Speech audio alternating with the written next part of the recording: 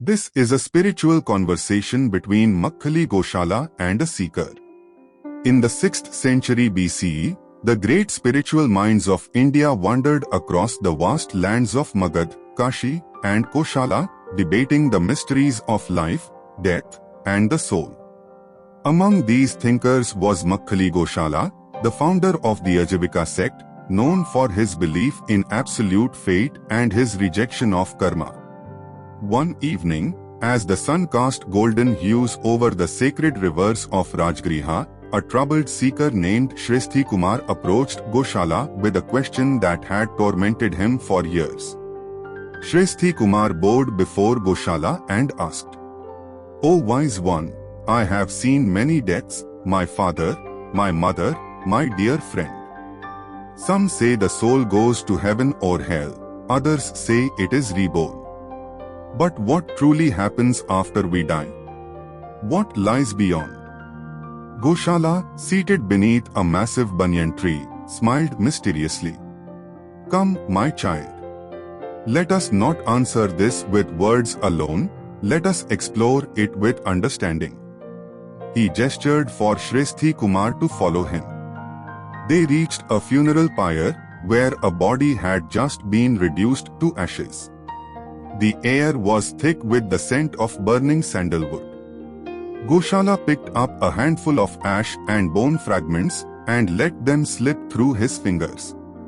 "Tell me, Shrestha, where has the man gone?" Shrestha Kumar looked at the remains and said, "His body is gone, but his soul must have traveled elsewhere." Gosala smiled said, "But can you see his soul leaving? Can you point to where it has gone?" Shrestha hesitated and replied, "No, Guruji, I cannot see it." Gosala then pointed to the smoke rising from the ashes and said, "Look at this smoke, it was once part of the wood, but now it rises into the sky, disappearing into the vastness. Just as the smoke does not belong to one place, the life force does not belong to one body. It dissolves into the great stream of existence." Shrestha's mind wavered. He replied, "So death is just a dissolution, like smoke merging into the sky?" Gosala's eyes gleamed and he said, "That is one way to see it. But let us go deeper." Gosala led him to a quiet hermitage, where a sleeping monk lay beneath a tree, lost in dreams. "Look at him, Shrestha. What is he experiencing right now?" Shrestha observed and replied, "He is dreaming, Guruji." "And when he wakes up, what happens to the dream?" Gosala asked. "It disappears, Guruji," he replied. Gosala's voice grew soft. He asked, "And does he mourn the loss of his dream?" Shrestha shook his head and replied, "No, Guruji, because he awakens to something more real." Gosala smiled. "Exactly. Life is like a long dream, and death is the awakening. The wise one does not grieve death, for he knows it is merely the end of illusion." Shrestha's mind expanded. He asked, "So, Guruji, death is not an end, it is a transition into a greater awareness?" Gosala placed his hand on Shrestha's shoulder and said, "Now you are beginning to understand." Still, a final doubt remained in Shrestha's heart. "But Guruji, what if we are reborn?